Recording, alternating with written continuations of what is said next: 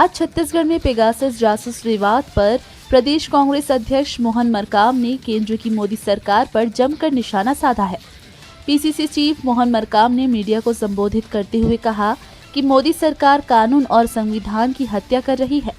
मोदी सरकार ने देशद्रोह किया है, राष्ट्रीय सुरक्षा से खिलवाड़ किया है। कांग्रेस ने आरोप लगाया कि मोदी सरकार बेडरूम की बातें भी सुन रही है। पीसीसी चीफ ने आगे कहा कि राहुल गांधी समेत कई नेताओं और पत्रकारों की जासूसी कराई गई है। बीजेपी का नाम भारतीय जासूस पार्टी कर देना चाहिए। रिपोर्ट कह रही है कि सुरक्षा महकमों के भी प्रमुखों की जासूसी की गई है। इस प्रेस कॉन्फ्रेंस में पीसीसी चीफ मोहन मरकाम, वरिष्ठ विधायक सत्यनारायण शर्मा, संसदीय सचिव विकास उपाध्याय, मीडिया संचार प्रमुख शैलेश नितिन त्रिवेदी, प्रवक्ता आरपी सिंह समेत प्रदेश कांग्रेस के तमाम नेता मौजूद थे। देश का संविधान देश के नागरिकों को मौलिक अधिकार देता है। देश के नागरिकों के मौलिक अधिकारों की रक्षा करना हर सरकार की जिम्मेदारी है। देश में ऐसी सरकार बैठी है जो लगातार देश के नागरिकों के मौलिक अधिकारों का हनन कर रही है। देश के आज़ादी में जो हमारे स्वतंत्रता संग्राम सेनानी थे, उनकी जासूसी अंग्रेजों के माध्यम से जो करते थे, वही आज केंद्र सरकार में बैठे हैं। साहेब मन की बात नहीं करते, सुनते हैं छुप छुप कर।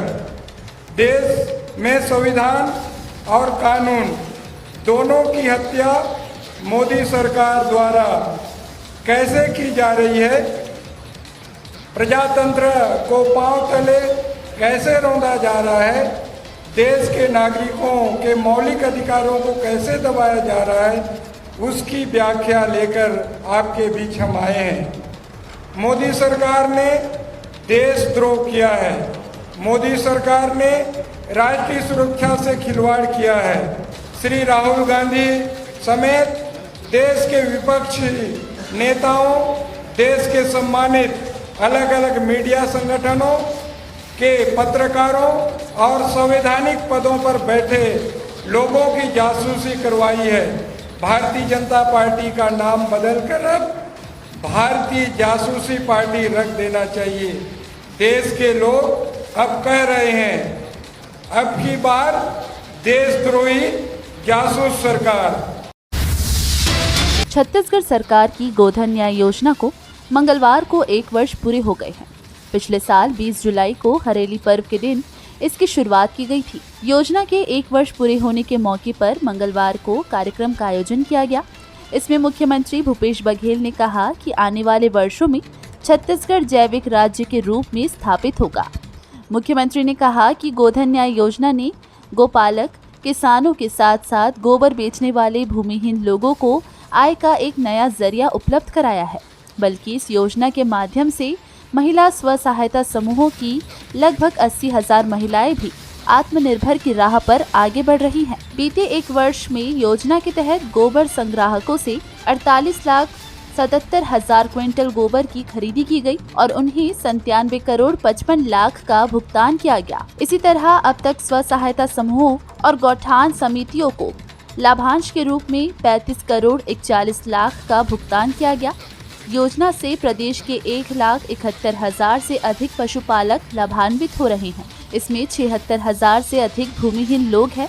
कार्यक्रम में मंत्री ताम्रध्वज साहू, मोहम्मद अकबर, डॉक्टर प्रेमसाय सिंह टेकाम, डॉक्टर शिव कुमार डहरिया, कवासी लखमा, अनिला भेड़िया, अमरजीत भगत, गुरु रुद्र कुमार, उमेश पटेल, मुख्य सचिव अमिताभ जैन और मुख्यमंत्री के अपर मुख्य सचिव सुब्रत साहू सहित संबंधित अधिकारी उपस्थित थे। आभार प्रदर्शन कृषि विभाग के संचालक यशवंत कुमार ने किया।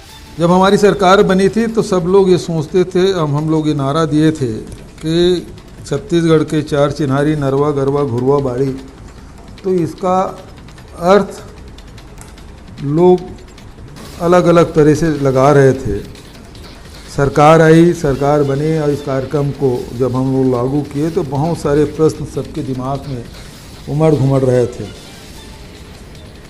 सबसे पहली चिंता लोगों ने की थी कि इतना ज़मीन गांव में कहाँ मिलेगा, क्योंकि सारी ज़मीन तो अतिक्रमण में ख़त्म हो गए हैं, ज़मीन मिलेगा नहीं। और अब जब 10,000 से अधिक गौठान स्वीकृत हो गए हैं, इसका मतलब ये है कि लगभग 1 लाख एकड़ ज़मीन हमने गांव में सुरक्षित कर लिया। दूसरी बात यह है कि इसका निर्माण किस प्रकार से हो, तो गौठान निर्माण के साथ साथ न केवल गौठान निर्माण हुआ, बल्कि गौठान में पानी टंकी, वर्मी कंपोस्ट, चारा के लिए कुटना, घेरा और साथ ही छाया की व्यवस्था, और उसके साथ साथ एक आजीविका सेंटर रूरल इंडस्ट्रियल पार्क के रूप में भी हम लोगों ने डेवलप करना शुरू किया। एक एक क्रम से हम लोग आगे बढ़ते गए और पिछले साल 20 जुलाई को, उस दिन सौभाग्य से हरेली पड़ा था, हरेली का त्यौहार था, और उस दिन हम लोगों ने गोबर खरीदना शुरू किया। उसको कैसे खरीदेंगे, क्या है वो, उसमें भी बहुत सारे तर्क वितर्क होते रहे, लेकिन उसकी शुरुआत हुई।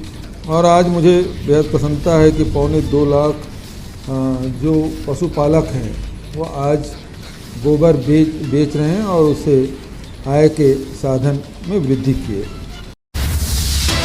छत्तीसगढ़ की राजधानी रायपुर के जिला अस्पताल में रात 8 बजे के बाद 2 बच्चों की मौत हो गई। इसके बाद परिजनों ने डॉक्टरों पर लापरवाही का आरोप लगाते हुए हंगामा कर दिया। परिजनों का आरोप था कि तबीयत बिगड़ने पर बच्चों को बिना ऑक्सीजन लगाए दूसरे अस्पताल में रेफर किया जा रहा था। अस्पताल में मौजूद एक मरीज के परिजन ने दावा किया है कि 2 नहीं 7 बच्चों की मौत हुई है। उसने कहा कि मैंने अपनी आंखों से एक के बाद एक 7 बच्चों के शव ले जाते देखे हैं। एक बच्चे के पिता घनश्याम सिन्हा ने आरोप लगाया कि उसके बच्चे की स्थिति बिगड़ने के बाद डॉक्टरों ने एक प्राइवेट अस्पताल ले जाने को कह दिया। बच्चे की स्थिति गंभीर थी, उसे ले जाने के लिए ऑक्सीजन सिलेंडर की जरूरत पड़ती, लेकिन नहीं दिया गया। वे लगातार अस्पताल प्रबंधन के लोगों से सिलेंडर की मांग करते रहे। इस दौरान भर्ती 2 और बच्चों की मौत हो गई और परिजनों का गुस्सा डॉक्टरों पर फूट पड़ा। हंगामे की सूचना पर पंडरी थाने से पुलिस भी पहुंच गई। पुलिस के दखल से 2.5 घंटे बाद शांत हुए लोग बच्चों के इंटेंसिव केयर यूनिट में काफी देर तक बवाल होता रहा। परिजनों को कोई सही जवाब नहीं दे रहा था। लगभग 2 से 2.5 घंटे तक चले बवाल के बाद पुलिस के दखल की वजह से परिजन शांत हुए। रात 11 बजे तक तीनों बच्चों के शवों के साथ घर वाले लौट गए। अस्पताल प्रबंधन के लोग दूसरे परिजनों को समझाने में लग गए और माहौल शांत हुआ। रायपुर कलेक्टर सौरभ कुमार भी अस्पताल के निरीक्षण करने पहुंचे। पहली जानकारी मैं आपको देना चाहूँगा, ये 7 मौतों की जानकारी जो प्रसारित की जा रही है निश्चित भ्रामक जानकारी है। पिछले 24 घंटों में हमारे पास में 7 नहीं 2 मृत्यु हुई है। इतने बड़े संस्थान में हमारे पास में 1 से 2 मृत्यु प्रतिदिन होना, ये मतलब हमारे सभी प्रयासों के बावजूद भी हम लोग 1 से 2 मृत्यु हम लोग अवॉइड नहीं कर पाते हैं। और वो एक रूटीन है 1 से 2 मृत्यु होना, जिसको हम लोग अवॉइड नहीं कर पाते हैं। और 7 मौतों की जानकारी बिल्कुल कम है। क्या कारण मानते हैं, क्योंकि ऑक्सीजन की कमी भी बताई जा रही है? नहीं, कारण तो जो नवजात शिशु की मौत का कारण जो उनकी स्थिति क्रिटिकल पहले से ही थी। यहाँ पे जो आए थे पेरिनेटल एस्फिक्सिया जो हम लोग बोलते हैं, जिसको कि बर्थ एस्फिक्सिया, बच्चा पैदा होने के तुरंत बाद में सांस नहीं ले पा रहा है, तो उसके ब्रेन में ऑक्सीजन की कमी होती है। संस्था में ऑक्सीजन की कमी नहीं होती है, उस बच्चे के इंडिविजुअली बच्चे के ब्रेन में ऑक्सीजन सप्लाई कम होती है। और ऑक्सीजन सप्लाई कम उसकी उस बीमारी के कारण से, उसकी इनहेरेंट जो तकलीफ है उसके कारण से होती है। हमारे पास में सप्लाई ऑक्सीजन होने के बाद भी अगर हम जो ऑक्सीजन देते हैं उसके दिमाग में नहीं पहुंचती, ठीक है। तो ऑक्सीजन की कमी संस्था में या फैसिलिटी में नहीं है। ऑक्सीजन की कमी इंडिविजुअल जो बच्चा पैदा होता है, जिसको पेरिनेटल एस्फिक्सिया कहते हैं टेक्निकल भाषा में, उस बच्चे के दिमाग में ऑक्सीजन सही मात्रा में जाता नहीं है, तमाम हमारे प्रयासों के बावजूद भी, क्योंकि उसके शरीर में ऐसी संरचना में ऐसी प्रक्रिया चल रही होती है जो गड़बड़ होती है। अस्पताल का आपने निरीक्षण किया, 7 बच्चों की मृत्यु का मामला सामने आ रहा था। अस्पताल कह रहा है 2 बच्चों की मृत्यु हुई है, क्या पूरा मामला है?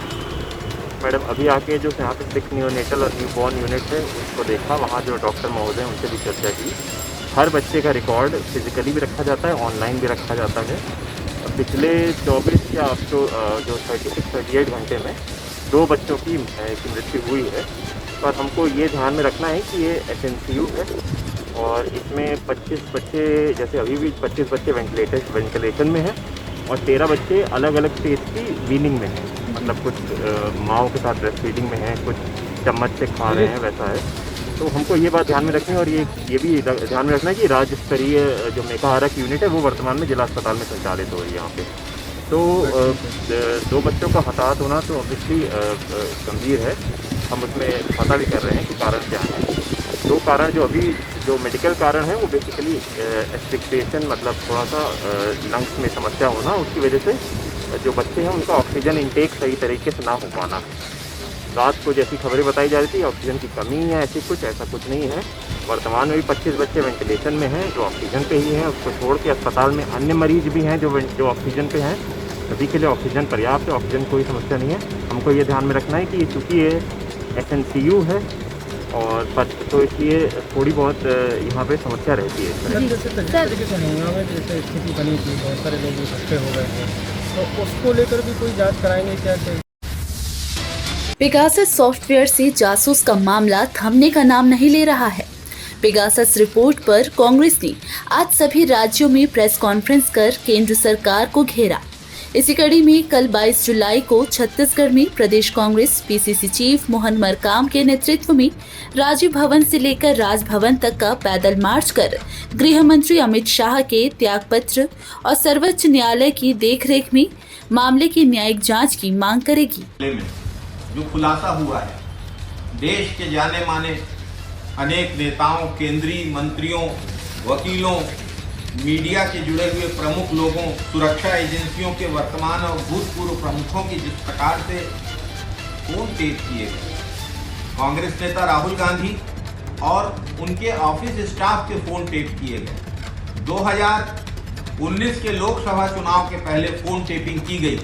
ये तो अमेरिका के वाटरगेट स्कैंडल से भी बड़ा मामला है। इसके खिलाफ प्रदेश कांग्रेस अध्यक्ष मोहन मरकाम 21 जुलाई को राजीव भवन में संवाददाताओं से चर्चा करेंगे और 22 जुलाई को कांग्रेस जन राजीव भवन से राजभवन पैदल मार्च करेंगे। केंद्रीय गृह मंत्री अमित शाह के त्यागपत्र और सर्वोच्च न्यायालय के देखरेख में मामले की न्यायिक जांच को लेकर मांग पत्र सौंपा जाएगा। भाजपा जिला कार्यालय एकात्म परिसर में आज भाजपा पार्षद दल की बैठक आयोजित की गई, जिसमें 23 जुलाई को होने वाली सामान्य सभा में सत्ता पक्ष को घेरने की रणनीति बनाई गई। जवाहर बाजार, गोल बाजार, शहर में पानी सप्लाई, स्मार्ट सिटी के खर्च और शहर की सफाई जैसे मुद्दों पर घेरने पर रणनीति बनाई गई। सामान्य सभा में प्रश्नकाल के दौरान 19 सवालों के जरिए सत्ता पक्ष को घेरने बनी रणनीति। आगामी शुक्रवार को होने वाली सामान्य सभा को लेकर आज भाजपा पार्षद दल की यहाँ बैठक आहूत की गई है, जिसमें हमारे वरिष्ठ नेता सम्मानित श्री बृजमोहन अग्रवाल जी, संजय श्रीवास्तव जी, जिला के सम्मानीय अध्यक्ष श्री शीतल सिंधानी जी उपस्थित हैं। सबके मार्गदर्शन से हमारे जो नए चुनकर आए हैं पार्षद, सभी का प्रदर्शन इस सामान्य सभा में अच्छा हो, इसलिए आज ये बैठक रखी गई है। क्या मुद्दे रहेंगे इसमें? देखिए, हम एजेंडे की बात करें तो एजेंडे में तो वार्ड विकास या शहर विकास से संबंधित कोई विषय ही नहीं है। बजट की पुष्टि है, सारे नामकरण के विषय हैं और नए विषय में देखे जाए तो एक गार्डन के 5% भूमि को बेचने के या 5 साल के लिए टेंडर में देने का, ठेके में देने का जो विषय है वो इस टेंडर में एजेंडे में है। और दूसरा गोल बाजार का जो एक महत्वपूर्ण विषय है वो इस एजेंडे में है। हमें समझ में नहीं आता कि 1.5 वर्षों में महापौर महोदय जी के पास, उनकी परिषद के पास शहर विकास या वार्ड विकास के विषय में एक भी विषय नहीं आ पाया, जिसमें जो उन्होंने सामान्य सभा में नहीं रखा है। इसलिए साफ साबित होता है कि 1.5 वर्षों में, पिछले 1.5 वर्षों में इस नई परिषद के द्वारा शहर के विकास के लिए, वार्डों के विकास के लिए कुछ भी नहीं किया गया है और इन्हीं सब बातों का विरोध सामान्य सभा में भाजपा पार्षद दल करेगी। 19 हमारे पार्षद दल के द्वारा 19 सवाल प्रश्नकाल के लिए लगाए गए हैं और सुनने में तो ये भी आ रहा है कि कुछ कांग्रेस के पार्षदों ने भी अपने ही परिषद के खिलाफ सवाल लगाए हैं। अलग पार्षदों को क्या किस तरीके की जिम्मेदारी दी है? ये अभी अभी हमारी ये बैठक हो रही है, हमारे मार्गदर्शन देंगे जब हमारे बड़े वरिष्ठ नेता, उसके पश्चात हम पार्षद आपस में बैठकर यह निश्चित करेंगे कि कौन सा पार्षद कौन से विषय को अच्छे से उठाएगा। पूर्व मुख्यमंत्री डॉक्टर रमन सिंह ने राज्य सरकार पर हमला बोला है। युवाओं को रोजगार देने के मुद्दे पर तंज कसा है। पूर्व सीएम रमन सिंह ने ट्वीट कर लिखा कि राहुल गांधी देख ले कि आपकी सरकार युवाओं के लिए कैसे काम कर रही है, जो युवाओं को भीख मांगकर अपना हक मांगना पड़ रहा है। 2.5 साल में युवाओं को न रोजगार मिला न बेरोजगारी भत्ता। अब सरकार कह देगी कि हमने कसम नहीं खाई, बस घोषणा पत्र में वादा किया था।